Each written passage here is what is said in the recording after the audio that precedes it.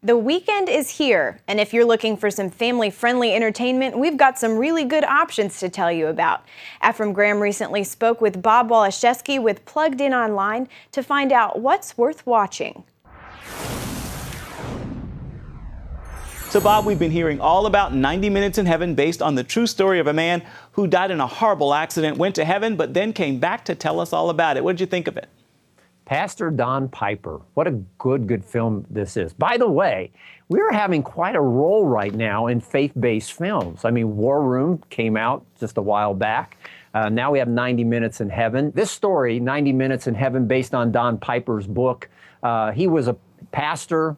He was at a conference. He was leaving the conference. He was driving across a bridge, a small bridge, and a semi-truck came into his lane and killed him. They checked his pulse.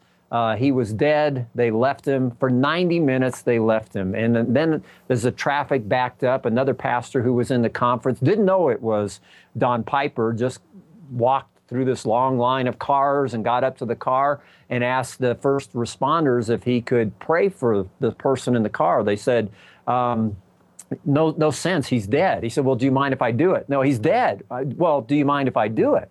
And finally, they reluctantly let him do it, and he began singing a Christian song, and Don Piper began singing along with him. Thus began the road, a very painful, long road to recovery. Now, what about the heaven part? The heaven part is that while he was dead for this 90 minutes, he went to the gates of heaven, saw some people that he knew, but the film is just a little bit about heaven, a lot about a Christian man of faith trying to recover from a horrific accident, which in itself can be quite inspiring. Now, it can also be quite a bit, I don't want to say gruesome, that's too strong of a word, but let's just say there are scenes where we're watching Don Piper's character and we just know, we ache for him because we know the real Don Piper went through a lot. We gave this one a 4 out of 5 for family friendliness, just because of some of that, where we kind of go, ooh, it's pretty intense here. Understood. And we've also got a great family-oriented film coming out on DVD. Tell us about Beyond the Mask for those who may have missed that one in theaters.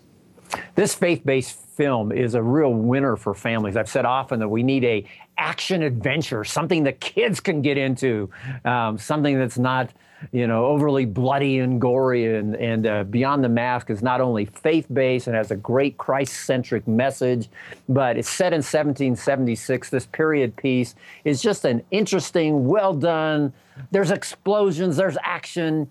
I think it'll interest the whole family, so I highly recommend people check out at least the review to see if they're going to be comfortable with Beyond the Mask. Yeah, Cinderella is also available now on DVD. Quickly remind us what you liked about that one.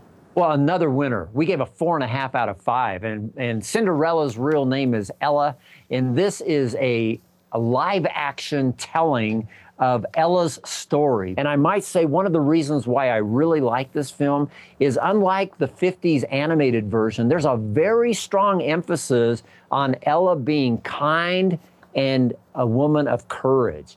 And I hope viewers of all ages of this DVD pick up those two messages. Be kind and be courageous. I like that. Bob, thank you. You bet, Ephraim.